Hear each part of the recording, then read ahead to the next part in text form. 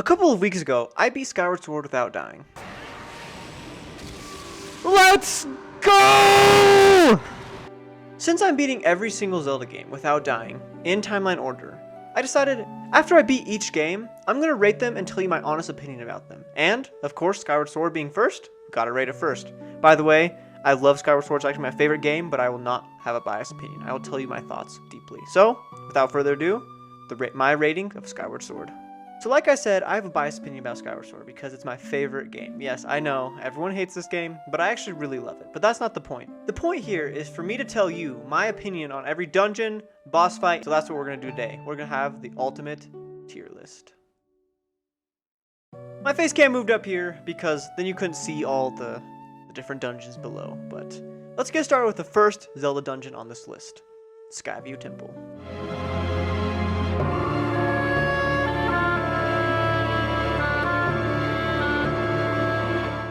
For the first dungeon in Skyward Sword, it is honestly one of the best. I cannot complain about it. Wait! Are you seeing what I'm saying? Why are there Wind Waker dungeons on this list? Guys, I have no idea. If you saw that, then I don't know why. There's Wind Waker dungeons on this list. Who knows? It's from a weird website. I don't know. First off, the enemies aren't super hard, but they still put up a really good fight, so you actually have to think about how to fight them. There's also a great mini-boss too. The skeleton. He is fun, good to fight, and it has good use of the motion controls. It's just overall short and a sweet dungeon. And at the end, you get to fight no other than Geram, which is also an amazing fight that uses motion controls, which I know a lot of people dislike the motion controls. Honestly, I've never had a problem with them, but that's just me. So, for the first dungeon in the game, I'm gonna have to rate it no other than an A tier. For the second dungeon on this list, we're going to no other than Elden Volcano for the Earth Temple. The Earth Temple, to me, honestly, I don't mind it really at all. It's just kind of a tedious dungeon. It's really short, which is actually really nice, but it's just not that much of a dungeon. The mini-bosses are the falsos that then give you a bomb bag, and then you have to roll around on a ball for half the dungeon to get to different places, which, I mean, it's fun, but I mean, they could have done something a little better. So the Earth Temple is alright. But then we get to the final boss of the dungeon. The rolling ball guy. That's what I'm going to call him because I don't remember the name on the top of my head. He's a fun boss fight, but he just is kind of weird and it's a really easy boss fight. If you know what you're doing and have played the game before, this boss fight takes like a few minutes before it's done. So with all that being said, not much to say about the Earth Temple other than it's short, the boss is kind of weird and pretty easy. I would have to rate the Earth Temple probably a C. It's not the best dungeon. It's still fun to play through, of course, like all of them are, but it's just not as enjoyable as Skyview Temple. The next dungeon on our list is no other than the Lenu mining facility.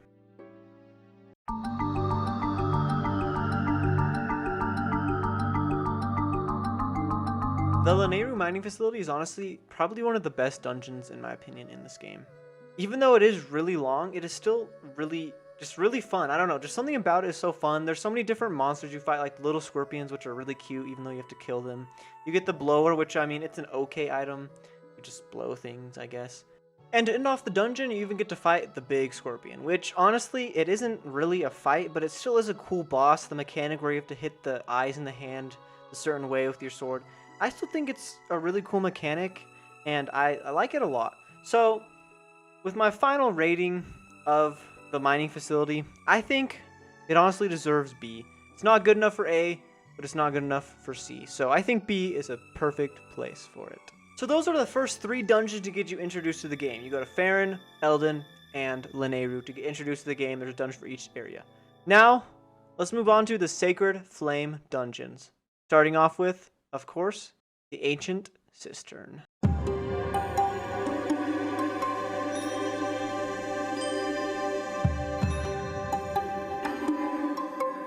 Oh boy. The Sacred Flame dungeon starting off strong with the Ancient Cistern.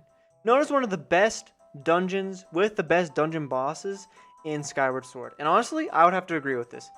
Ancient Cistern is one of the best dungeons in the game. The design, amazing. The whip, it's an alright item. It's pretty cool though. But the bosses, the enemies, like the dark bokoblins, so cool. The little fire birds that fly around, those are pretty annoying, but they're pretty cool. And the overall like aspect of the dungeon, making it the head go up and down, I think it's just just a super cool dungeon. So that's why I'm gonna have to rate the Ancient Cistern as our first S tier dungeon. The boss fight is insane. The whole dungeon is just the best. I mean, the boss fight is awesome, but the boss fights are coming later in this video, so I can't really rate the bosses right now. But Ancient Cistern is definitely one of the best dungeons in the game. I don't know what it is about Skyward Sword, but the next dungeon is also an insane dungeon. The Sandship.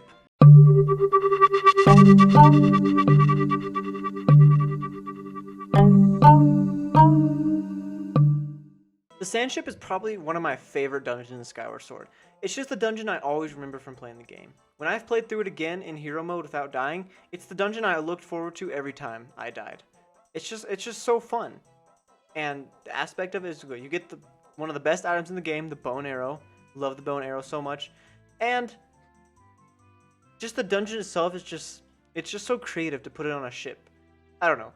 But the reason I'm not going to rate it an S tier because of the boss.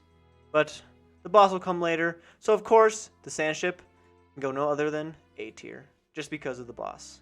So let's move on to the last Sacred Flame dungeon.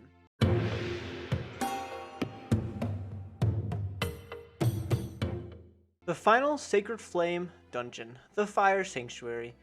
And honestly, Fire Sanctuary just, to me, isn't really that memorable or fun, I guess. I literally just went through my footage to see what was good about it, and there's really not much that I like about it personally. I think it's just something that you go through to get the last Sacred Flame.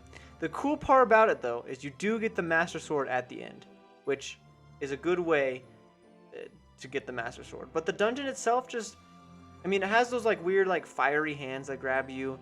Other than that, though, it has magmas, which are scary. The magmas are scary. And I just don't really remember anything about it, so it's not that memorable to me. So, the Fire Sanctuary, I'm going to go with the other fire dungeon at C, because it's good enough for D tier because it does have a good boss fight at the end. Or it's not good enough for D tier because it does have a good boss fight at the end. But honestly, it's just not that memorable, and I just don't enjoy playing it every time since I don't remember it. So, wow. Hasn't this time just flown by? That was so stupid. Anyway, we are on to the last dungeon of Skyward Sword. Yes, there's only 7 dungeons in Skyward Sword. It's kind of crazy to think about. It took me 21 hours to beat this game.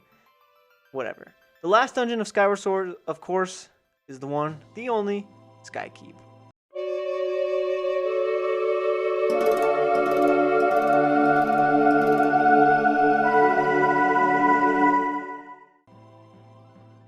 What a great dungeon to end the game off, Skykeep. If you didn't know, Skykeep is where you get the Triforce to kill Demise in your world. Then you have to go do all this other stuff, which if you want to watch the video, you can go check it out on my channel. But what a great dungeon to end off Skyward Sword. First off, you get all the Triforce in it. All of the Triforce. And you get to revisit every single place you've been. So each room is like a different dungeon that you get to be in. You have to fight mini bosses throughout the whole dungeon to get the Triforce. And it's just a really cool dungeon. I think it is really fun to play through. Every time I think of Skyward Sword, I'm like, Skykeep is actually really fun. Like, every time I play through it, I look forward to Skykeep, not Skyward's Keep. That's why I know a lot of people don't like Skykeep, but I honestly think Skykeep is a top tier dungeon. There's no boss at the end to ruin it, which makes it kind of iffy if it's a dungeon, but it is a great dungeon to end off the game in, and I really like it. So in my opinion, I think it deserves S tier. If you don't agree with any of these dungeons that I've listed, then tell me in the comments below. Because this is my opinion, I want to hear your opinion. But we also have to go through the bosses. So, without further ado, let's get to the bosses of each dungeon. Every dungeon we just went through, we're going to have to go through again. But this time, we're not going to analyze dungeon. We're going to analyze the boss. So, of course, let's go through Barren Woods first. So, of course, the first boss you fight in Skyward Sword is Geram version 1. And the Geram version 1 fight, like I said earlier, is honestly pretty fun. I like the mechanics used where you have to point your sword a certain way, get his hand to go down there, then swing the other way. I think it's honestly a really cool boss fight, and it uses a lot of the motion controls, like I said earlier. And a lot of people hate it, but I actually really enjoy it. I never have problems with motion controls. It's just something that I don't struggle with. So that's why I'm gonna put the first phase of Geram a B tier because it's easy, and I think it's a fun fight, but it doesn't have enough power to be an A or an S tier. Boss number 2, of course, Elden Volcano, Skuldera. And yes, I remembered the name this time, or it's just right there. I don't know. But Skuldera, like I said earlier too, I personally don't really like that fight. I don't know. Skuldera is kind of creepy, and it's really easy if you know what you're doing. You just throw bomb, hit, throw bomb, hit. It's like it's just easy, you know? It's just really easy to get him down, and if you, I mean, I take damage, but if you die to that boss, it's kind of sad. So I'm going to rate Skuldera a C. It's still a fun fight, but it's just really easy if you know what you're doing, and it's not that fun of a boss fight. For our third boss of the list, it's no other than the Scorpion from Lenu Mining Facility. And like I said earlier, I really do like the boss fight from Lenu Mining Facility because you get to really have to get into his little claws. You have to wait for an open swipe. That one uses a lot of the motion controls too, because you really have to get into the claws, right angle, hit them, and then once his claws are gone, you have to dig him up, which is kind of annoying. But then you have to just stab him in the eye, and it's a boss fight over. It's a really easy boss fight, and that's why I'm gonna rate it a B, because it's a really easy boss fight. But I do look forward to fighting it because I think it's fun. The next boss you fight after this is a boss that everyone hates in Skyward Sword, and I'm one of them. My subscribers want me to rate it an S tier, but I'm just going to do both of them right now. There's usually 3 phases, but there's only 2 on the list, and you could probably know what I'm talking about. The Imprisoned. Every time I fight this stupid boss, I just dread it. Every time I see this ground start shaking in the sealed grounds, I just go, not the Imprisoned again. Usually there's 3 fights. I don't know why there's only 2 on this list, but all 3 fights D tier because I just dread them, and so does everyone else. They're just annoying fights, and especially when you're doing a no death run, they are very stressful. So, Imprisoned, all 3 Imprisoned, D tier. Now on to one of the best boss fights in Skyward Sword. This isn't just my opinion, this is a lot of other people's opinion too. The one, the only, Octopus. I hope I said that right. Octopus is found in the Ancient Cistern, and his boss fight is amazing. First phase, he just sits there, smacks you with his arms. You have to go up and smack his heart while ripping out his arms. Then he grows legs. And the best part comes. Once he throws down his huge sword, you can actually pick him up and slice his feet out from under him. I mean, what can you do any better? This boss fight is just so well designed, and I don't think I've ever seen one better than this in a Zelda game. This one is definitely earning of the S tier. Our first S tier boss of the tier list. Our next boss on the list is no other than the Octopus from the Sandship, which is why the Sandship actually didn't get S tiers, because of the boss. The boss is just so underwhelming. It's just such a good dungeon, and then you get to the boss and you're like, what is this? What is this? And honestly, the fight is just kind of boring. You just shoot the eye, hit it, shoot the eye, hit it. Then it gets to a second phase, you just shoot these little hair snakes at you, and you still shoot the eye. It's just, I just don't like it very much. So that's why I'm going to rate it C. It's better than D because every boss is better than the Imprisoned, but it's still not high enough for B, A, or S. It's just one of those boss fights that you do just to continue on in the game. The second time we see Geram, the Fire Sanctuary, which is an alright dungeon like I said before, but Geram is probably one of the best parts of it. The fight, Geram's stronger. Geram is a lot stronger actually. And the fight takes a lot longer than the first Geram fight did, which is actually a lot better. He shoots a lot more arrows at you, his attacks are stronger, he's better at deflecting your fights, your attacks. And I think it's deserving of A tier. Because, I mean, it's just a really solid fight and a great way to end off a pretty okay dungeon. The next boss we're just going to group into 2. Leviath and little Bile, whatever its name is, the little thing coming out of his head. We're going to group those into 1. I know it's 2 on here, but it's just pretty much the same boss fight. But the Leviath fight, I mean, the first phase where you have to fly around and hit the eyes, I always dread that part. That part is so annoying because, you know, sometimes the motion controls can be a little bad, but there's no excuse. And the second phase is actually really fun too. You have to hit it back and forth, hit it the right way. But then he gets to his last phase where he moves your head. He moves his head right before you hit the ball back at him, and that phase can be really annoying. But honestly, this fight really isn't that bad. The Leviath fight, I'm gonna put C just because, you know, I hate flying around trying to hit those stupid eyes. Then when you hit Leviath, you take 2 hours of damage, then he hits you again before you can even get away, and that part's really annoying.